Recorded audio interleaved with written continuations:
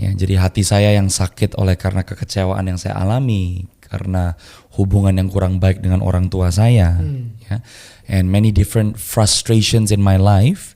Akhirnya saya menemukan bukan karena kepaksa gitu, karena memang he is my source, sumber sukacita saya, dia jadi sumber gairah saya untuk hidup setiap hari. Mendengar tentang Tuhan, belum tentu dengar Tuhan langsung. Yeah. You see, knowing about God itu sangat berbeda dengan knowing God.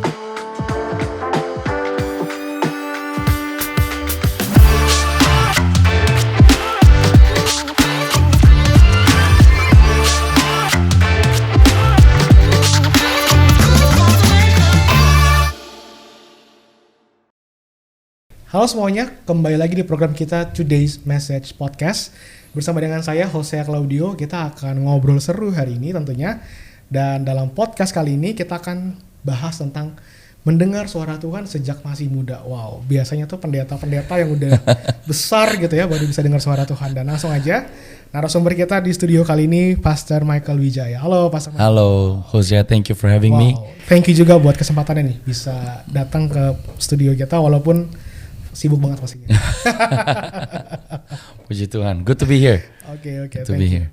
Oke, Pastor, nah hari ini kita akan ngobrol yang mungkin ya santai gitu ya, tapi berharap bisa menjadi berkat buat yang menyaksikan program kita kali ini. Oke, nah mau nanya nih Pastor nih, sebagai seorang yang melayani Tuhan ya, dan saya juga dengar bahwa Pastor melayani sejak masih muda gitu kan ya.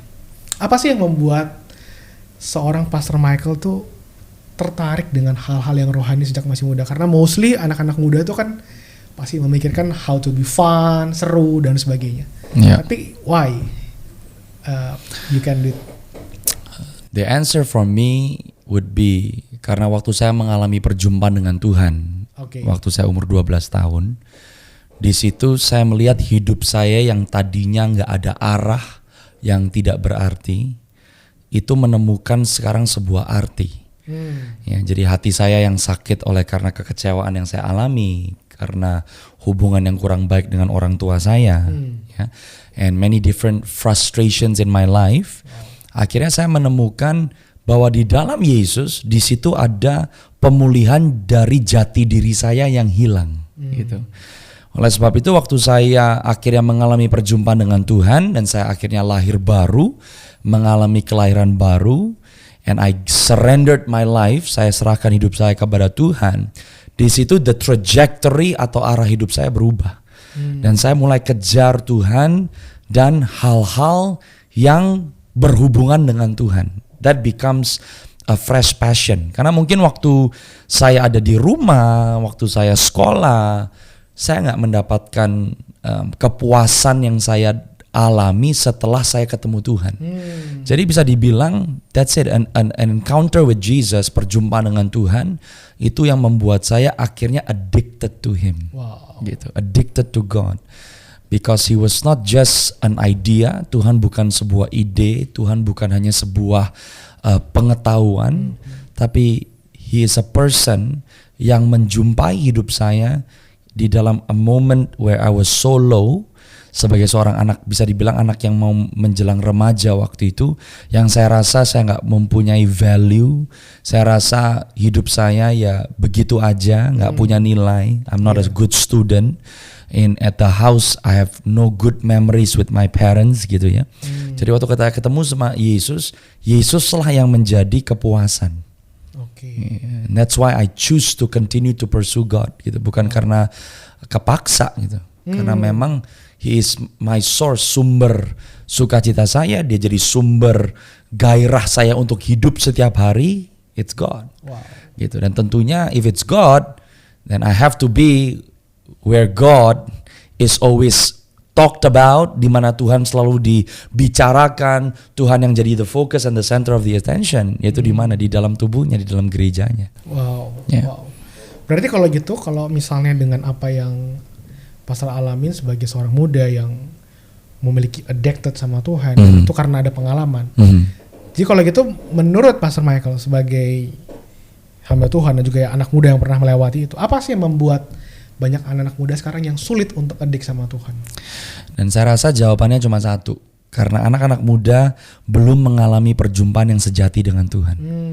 Kita bisa datang ke gereja, kita bisa dengar tentang Tuhan, kita bisa dengar khotbah, kita bisa datang ke Christmas concert, kita bisa datang ke acara gereja, yang membicarakan tentang hal-hal yang berbau Kristen, yang berbau firman Tuhan atau tentang Tuhan, tapi belum tentu kita mengalami Tuhan. Sebab tahu tentang Tuhan belum tentu tahu Tuhan. Mendengar tentang Tuhan belum tentu dengar Tuhan langsung. You see, knowing about God itu sangat berbeda dengan knowing God. Jadi yang saya bisa encourage adalah you have to know God. Gimana engkau bisa tahu Tuhan adalah when you come, open your heart, buka hatimu, and you just have to be hungry. Haus dan lapar itu kunci. Sebab firman Tuhan bilang kalau kamu haus dan lapar, kamu pasti akan dikenyangkan. You will always be satisfied. Kalau kita datang not with hunger, kalau orang lapar kan dikasih makan baru dia ngerasa puas.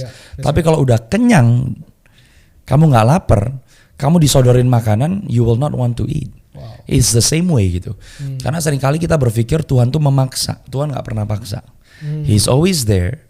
Dia sodorkan, dia tawarkan, dan dia rindu untuk mengalami persekutuan dengan kita. Tapi the question is how hungry are you? Gitu. Jadi ada rasa haus dan lapar akan Tuhan. You need to want to. Gitu ya. You need to want to.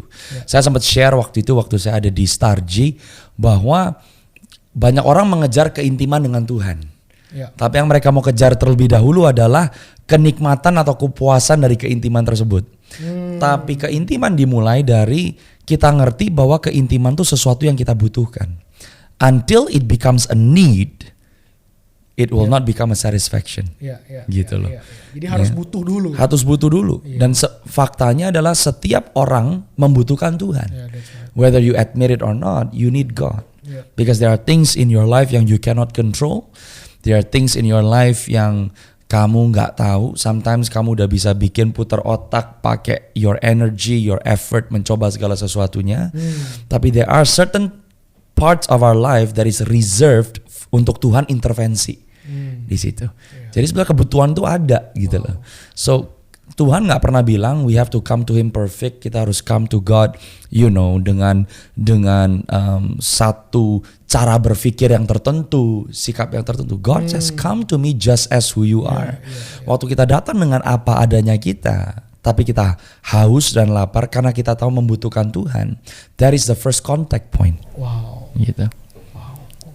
Oke. Nah yang berikutnya, gimana tuh proses waktu masih muda, waktu masih usia sangat muda, dalam mengembangkan diri in ministry, sampai sehingga bisa melayani seperti saat ini gitu. Praise God.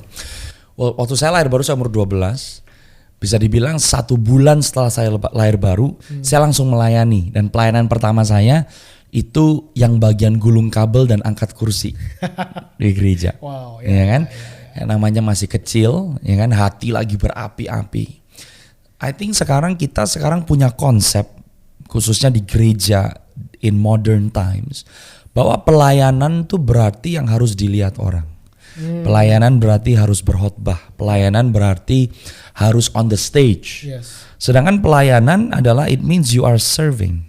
Whatever capacity as a servant. Dan sebenarnya serving or becoming a servant, apapun kebutuhan yang ada, di situ you are present to serve that need. That is a servant, ya kan? Jadi yang harus di-develop sampai saya bisa hari ini adalah saya nggak pernah kejar atau bermimpi bahkan untuk berkhotbah, ministering at different churches. Waktu ada musim di hidup saya di mana pintu itu mulai terbuka, because that is the will of God in my life, kehendak Tuhan untuk hidup saya. Dan akhirnya I walk in that season in the leading of the Lord. Tapi pelayanan saya dimulai dari ngangkat kursi, saya bilang tadi gulung kabel, jadi usher, jadi backup singer, whatever that I can do I did. Where there is a need I did. Akhirnya waktu pintu-pintu pekerjaan pelayanan yang lain terbuka, new opportunities untuk melayani terbuka, then I jump into that ministry.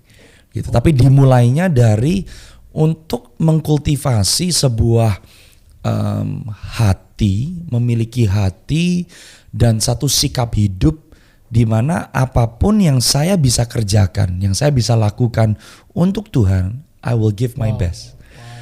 You know, karena prinsip firman Tuhan jelas, kamu setia dengan perkara yang kecil, maka Tuhan akan perbesar dengan perkara yang lebih besar, gitu kan?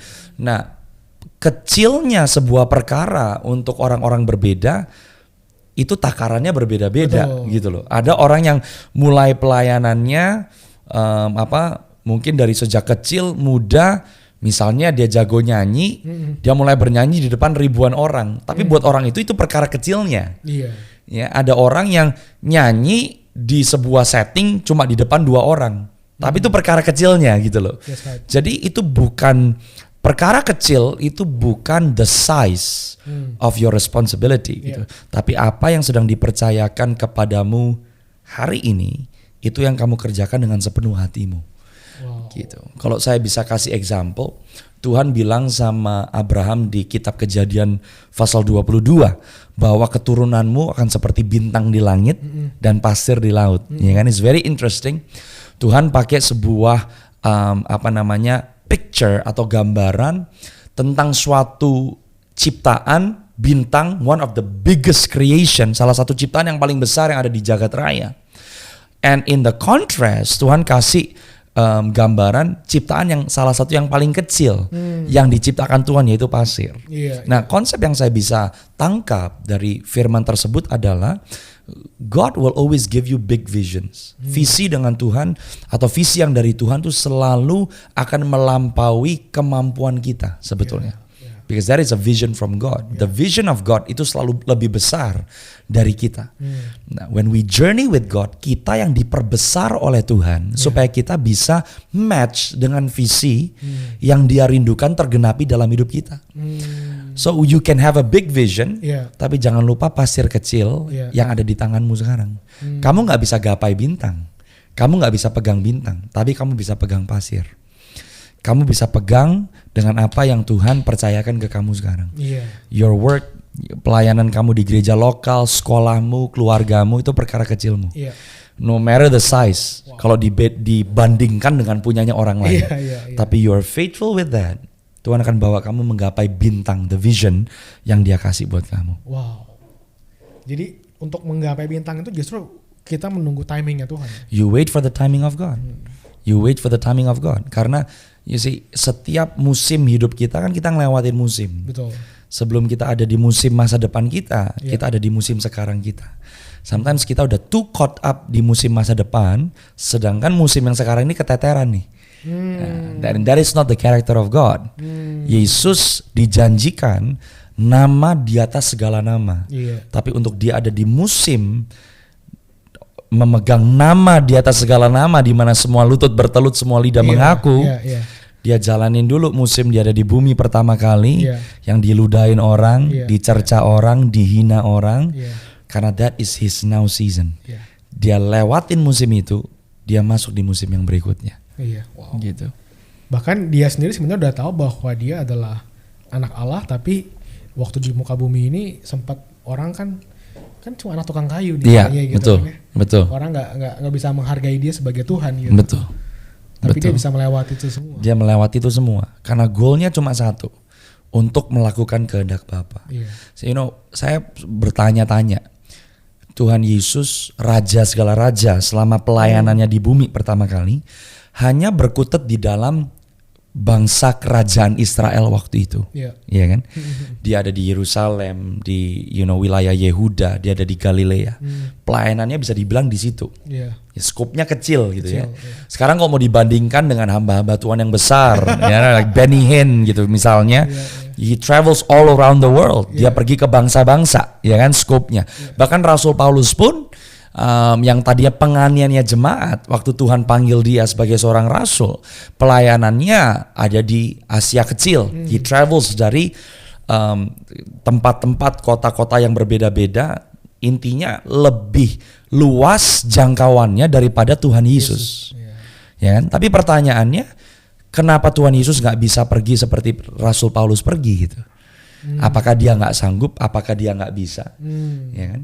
Ya, saya temukan jawabannya bukan karena dia nggak sanggup atau bukan karena dia nggak bisa, karena itu bukan kehendak Bapa. Wow. Dia stick di dalam wilayah di mana Tuhan Bapaknya berkata, that's my will. Wow. Dan buat Tuhan Yesus cukup. Wow. Gitu. Jadi Cukup. ukurannya adalah the will of God. That's it. Wow. Saya percaya ukuran kesuksesan adalah melakukan not too little, not too much, but in the means of the will of God. Wow. Itu berhasil.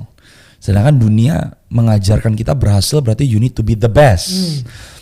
Being the best dengan giving your best totally different. Wow. Gitu. What's the difference? The difference. Kalau you want to be the best, you need to always be on top. Tapi giving your best doesn't mean that you are on top. Tapi semua yang ada di dalam hidup kita, whatever that is in you, itu dimaksimalkan. Wow. Gitu. Jadi sebenarnya standarnya tergantung kita. Iya. Mau standarnya untuk apa yang dunia katakan, atau fulfilling tepat seperti apa yang Tuhan mau. Kalau kita tahu itu, saya percaya nggak ada satu orang pun yang akan merasa dirinya kecil, because it's no longer comparing yourself to other people. You know, sekarang your race comparisonnya adalah you're making sure you are fulfilling apa yang Tuhan mau untuk kamu fulfill. Wow. Gitu. Wow. Even sekarang pun ada tren ya siapapun bisa buat posting, preaching ataupun di dalam Instagram, YouTube dan sebagainya. Dan itu yang membuat kadang beberapa orang yang berusaha untuk nggak mau ketinggalan. That's right. Do the same thing gitu buat yang kayak gitu. Tapi belum tentu the will of God. Betul. Gitu kan, ya. Bisa rancu. Karena kalau kita nggak cek sama motivasi kita, apalagi dengan dunia sosial media sekarang, kita akan terus terpacu untuk gain a certain numbers of followers, a certain number of likes, ya kan? And akhirnya your ministry udah content based and not revelation based. Wow. You know, kamu bisa try to fulfill konten nih, demand nih, ya kan? Akhirnya sekarang banyak orang yang lebih mikir gimana saya bisa menarik pendengar saya dengan kata-kata yang nyeleneh gitu. You know, I'm very disturbed ya kalau hari-hari ini, apalagi untuk tren generasi anak-anak muda, bukan hanya yang di luar konteks gereja pelayanan loh. Tapi yang di dalam konteks gereja dan pelayanan, apa yang kita dengar sekarang orang sukanya yang nyeleneh, padahal tidak ada kedalaman akan firman. A lot is speaking to the emotions ya. Contoh sekarang very famous kayaknya anak-anak muda, waktu pendeta ngomong it's okay not to be okay. Iya kan? Itu film tuh. Iya kan? It's okay not to be okay. Sekarang ngomong kayak begitu, it's okay. Kamu lagi depresi, it's okay. Kamu nggak usah ngerasa perfect gitu. Satu sisi kedengarannya betul gitu loh. Iya kan? Kamu nggak usah ngerasa perfect. It's okay not to be okay. To be vulnerable. Untuk kamu bisa mengakui kelemahanmu. Yes, kedengarannya it's true. Tapi kalau nggak dibalance dengan kebenaran firman, bablas. Betul. Merasa bahwa I'm kayak begini, God is okay with me. You know, I don't have to please anyone. Tuhan tetap sayang sama gua, Tuhan tetap cinta sama gua. The fact is sebetulnya God came to this world untuk membuat yang nggak oke jadi oke gitu. That's right. Nggak ada orang depresi malah it's okay kamu depressed. No, God came to set the captives free. Tuhan membuat yang depresi untuk keluar dari depresinya. Iya kan? Tuhan membuat yang orang low self esteem ngerti jati dirinya di dalam Tuhan. Dan untuk Tuhan membawa pemulihan harus ada perubahan di dalam hidup orang tersebut, gitu kan? Makanya kita seringkali lupa bahwa kita berpikir bahwa waktu saya kenal Tuhan yang harus berubah untuk memenuhi kekurangan saya. Dia nggak berubah, kita yang harus berubah untuk menjadi seperti Kristus gitu loh kan. Jadi kita yang bawa standar kita. That's right, standar itu naik Bukan Tuhan yang tarik ke kita. Betul. Ya. Dan and that's grace sebetulnya. Yes. Grace bukan kita bawa standar Tuhan semakin turun. Betul. Karena keadaan kita yang tidak mampu untuk mencapai standar Tuhan. Tapi sebetulnya kasih karunia, the grace of God, itu yang secara supranatural. Yes. Grace itu supranatural. Yeah. Grace melampaui logika, grace melampaui cuma sekedar your own thinking. Tapi grace is a supernatural empowerment yang menolong kita untuk naik ke standarnya Tuhan. Bukan bersandar ke kekuatan kita sendiri, tapi relying on the grace of God. That's right. Tapi di dalam Tuhan ada disiplin-disiplin rohani yang harus kita lakukan, ya kan? Betul. Tapi sekarang kan generasi kita disiplin doa, baca Alkitab dengan belajar Alkitab berbeda. Betul. Baca Alkitab dengan merenungkan firman Tuhan itu berbeda. Ada disiplin-disiplin termasuk puasa. You know, datang ke gereja nggak cuma ibadah, tapi bersekutu. Bersekutu kan berarti itu jiwa, raga, pikiran, effort ada di dalam persekutuan. Nggak cuma duduk, denger, pulang, itu bukan persekutuan. Persekutuan berarti you are involved, ya kan? Nah, kalau kita melakukan disiplin-disiplin rohani yang adalah firman Tuhan yang nggak punya expiration date, ya masih berlaku dari generasi lepas generasi, di situ the supernatural power of God, kasih karunia-Nya, perkenanan Tuhan pasti beroperasi dalam hidup kita. Dan itu yang saya percaya hilang. Akhirnya kalau kita mau coba tarik anak-anak muda datang ke gereja dengan berbagai macam fasilitas, pada hakikatnya atau pada akhirnya orang itu akan tetap tidak menemukan kepuasannya. Betul. Dan saya percaya gereja sedang dibawa Tuhan kembali untuk kita memanifestasikan kuasa, kemuliaan, hadirat Tuhan yang begitu nyata, di mana waktu seseorang berjumpa dengan Tuhan dan mengalami kuasanya, kemuliaannya, hadiratnya, pasti kehidupan orang itu berubah. Gitu. Dan waktu tadi Pastor Michael ngomong gini, aku tiba-tiba keinget bahwa berarti tidak semua orang bisa memposisikan dirinya dengan benar di hadapan Tuhan. Artinya gini, kalau yang aku tangkap adalah, ya tadi misalnya kita mau berdoa, puasa dan sebagainya, disiplin rohani, membangun hidup kita. Sometimes kita kan jadi seperti orang Kristen yang konsumtif. What can I get from the church? Tapi untuk kita disiplin, untuk kita membangun diri kita, itu yang mungkin aku bisa bilang di generasi ini harus lebih dibangkitkan kembali. Amen. And I think you mentioned something very important. Kultur kerajaan prinsipnya adalah beri maka kamu akan diberi. Yeah, that's right. Yes, itu sebetulnya is an automatic transaction. Nggak ada kamu memberikan sesuatu tapi kamu nggak terima, nggak ada.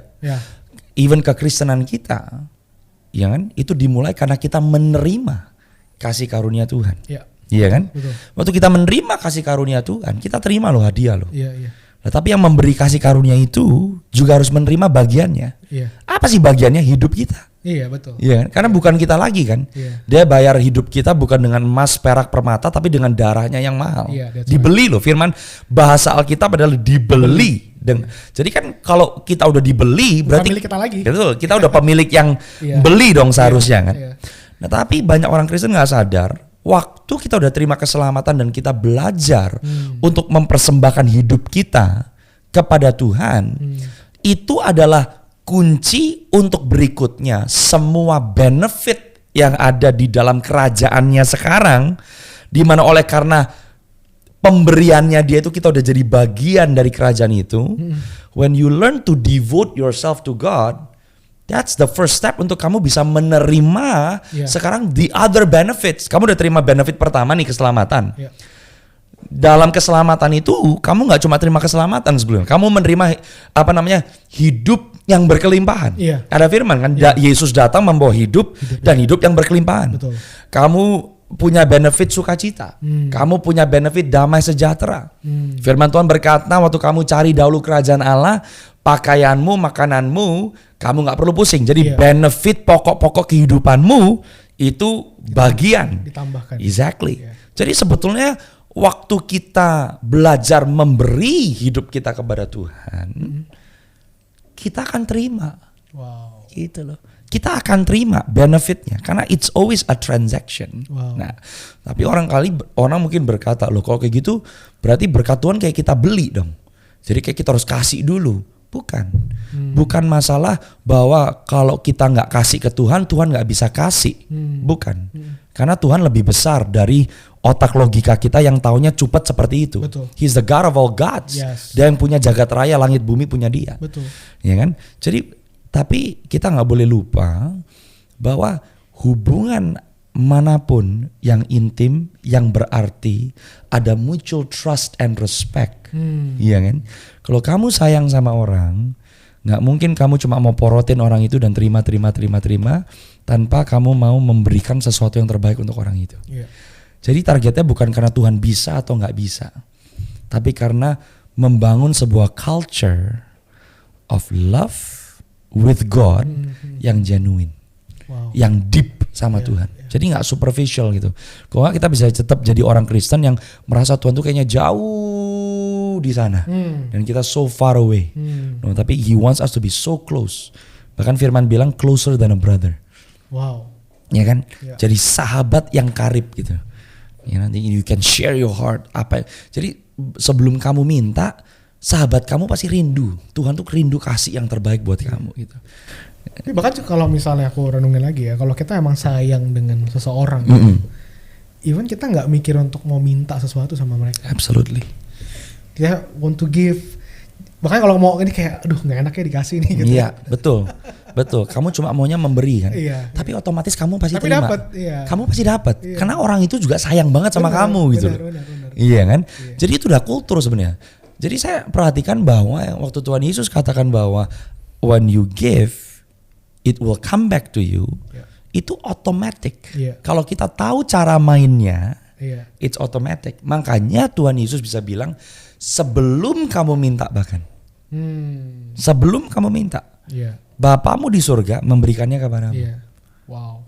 Itu kita udah bukan lagi tapping on the mercies of God, tapi kita udah operating in the love of God. Wow.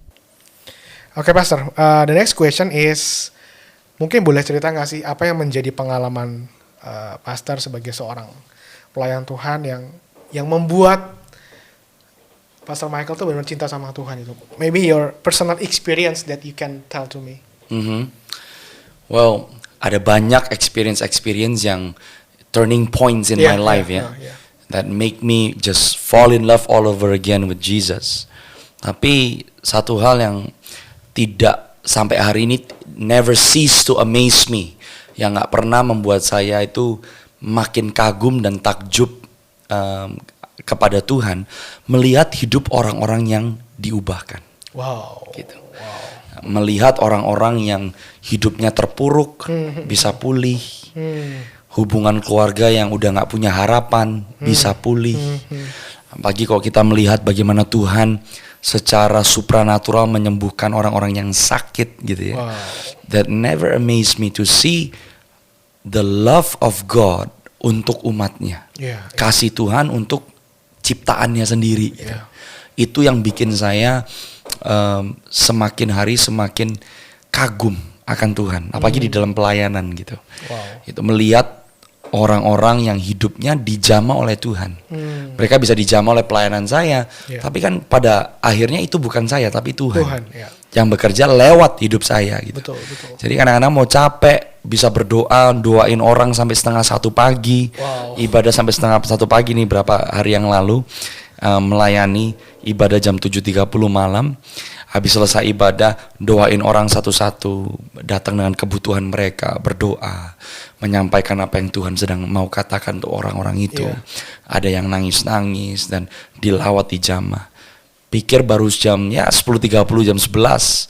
Waktu lihat jam sudah 1:30 pagi. Tapi itu rasa capeknya hilang. Hilang ya? Iya. Wow. Kenapa? Karena we are seeing the love of God in action. Wow. Makanya tadi kan kita ngomong tentang pelayanan. Betul. Kan? Kita ngomong tentang melayani. Kalau orang percaya mau melihat Tuhan bekerja dalam hidup mereka, melayani. Wow. Belajar layani Tuhan. Waktu kamu melayani orang lain on behalf of Jesus, you will fall in love with Jesus more, dan hidupmu juga pasti akan ke-upgrade. Wow. You know, ministry itu like a double-edged sword. Nggak cuma berdampak kepada yang dilayani, tapi yang melayani pun pasti akan diubahkan. Wow. Yeah. Jadi ketika melihat bagaimana Tuhan menjamah orang-orang yang kita layani. Itu yang membuat jadi sebuah experience ya. Karena saya ingat waktu Tuhan akhirnya mulai percayakan banyak, apalagi setelah saya masuk di penggembalaan, counseling orang, mendoakan kebutuhan yang menjadi jeritan hati orang, mendoakan orang-orang, entah itu mereka minta didoakan untuk yang sakit atau whatever. Intinya mendoakan pokok-pokok doa dari orang lain. You forget to pray for your own request gitu loh, ya. You forget to pray for your own request gitu. You pray more for other people. Ada waktunya you pray for your own request. Apalagi kan ada kebutuhan-kebutuhan yang kita perlukan. We're asking God untuk terobosan-terobosan, ya kan? Betul. Kita pasti berdoa. Tapi saya mulai melihat bahwa the intensity of me praying for my own needs itu berkurang. When you start praying for the needs of other people. Tapi doa pribadi untuk kebutuhan pribadi berkurang, berkat Tuhan, campur tangan Tuhan nggak berkurang. Remains the same, you know. That proves, saya alami bahwa when you are concerned atau kamu peduli akan orang lain lebih daripada dirimu sendiri, your own life udah bukan bagian kamu to care for. Udah Tuhan yang care for you, you see. Right. And I think that is what God is trying to teach His people gitu. Itu yang Tuhan lagi mengajarkan kepada kita umatnya. Wow. You know, when we learn to serve others, you know, when you learn to serve the needs of others, kebutuhanmu Tuhan yang take care. Wow. You know, your needs udah jadi tanggung jawabnya Tuhan. Karena ingat, waktu kita melayani Tuhan, ya kan, dan kita menjadi perpanjangan tangan Tuhan, and the representative of God for other people, Tuhan yang kita layani nggak pernah utang. Gitu. Dia minta kita melayani dia bukan karena dia kekurangan orang, bukan karena dia kekurangan sumber daya manusia, bukan karena dia nggak bisa gitu, but He's giving an opportunity untuk kita bisa hidup diberkati. Gitu. Wow, justru itu kesempatan buat kita mengalami Tuhan lebih lama. That's right. Kesempatan untuk kita menerima berkat Tuhan. Gitu loh. Wow. Tapi ingat, kembali ke motivasi nih, ya. Nah, kita tuh suka swing pendulumnya ekstrim. Iya kan? Terus kita berpikir, oh ya motivasi gua ya supaya gua diberkati. The moment your motivation salah, the spiritual principle jadi nullified. Ternetralisir. Ya kan, nggak, the power is gone. Yang membuat apa yang menjadi prinsip dan kebenaran firman itu menjadi reality dan bekerja adalah when the motivation of our heart is aligned. Ya kan? Waktu iman kita, percaya kita, kasih kita ada di landasan yang tepat. Wow. Tapi sebagai hamba Tuhan, apakah pernah Pastor Michael hampir tadi yang dalam hal motivation, atau benar-benar yuk bisa jaga itu? Nah, itu gimana caranya? Pasti temptations is everywhere. Temptations for success, ya kan? Temptations untuk untuk mendapatkan recognition, rekognisi dari orang, temptation untuk mendapat pujian dari orang. It's always there. Wow. Ya kan? It's always there. Tapi Tuhan selalu mengingatkan kan, bagaimana sih bisa mengaplikasikan berjalan di dalam kerendahan hati, ya kan? Apakah berarti udah jangan, kalau ada orang yang mau bilang saya diberkati loh sama pelayanan Bapak, saya diberkati loh sama pelayanannya Michael, udah jangan ngomong sama, udah nggak mau denger. Apakah seperti itu? No. You know, untuk orang bisa datang dan bilang I'm so blessed by your ministry, terima kasih ya udah jadi perpanjangan tangan Tuhan, I'm so blessed by your preaching, it's normal. Tapi bagaimana kita bisa melatih atau terus menjaga hati kita supaya tidak terkontaminasi, learn to immediately bring the praise back to Jesus. Wow, that's right. Penting tuh. Betul. Ya kan, kamu terima pujiannya, tapi bounce it back to God. You know, as simple as to cultivate, ini salah satu habit saya gitu. Waktu orang bilang terima kasih, saya diberkati, katakan praise God. Wow. Puji Tuhan. As simple as that. You are deflecting back the praise back to Jesus. Amen. Wow. Okay, so the last question for this episode. Sejak kapan bisa dengar suara Tuhan? Sejak kapan bisa dengar suara Tuhan? Honestly, since the moment I was born again, waktu saya lahir baru, di dalam kejadian ya, the event waktu saya surrender my life to Jesus dan akhirnya mengalami kelahiran baru, in that very moment saya dengar suara Tuhan. Wow. Dan waktu Audible at that time audible. Yeah, at that time. Tapi setelah itu banyak kali bukan audible. Ya, mungkin ada beberapa kali lagi bisa kehitung jari that I heard. Saya dengar suara Tuhan yang audible. Yeah.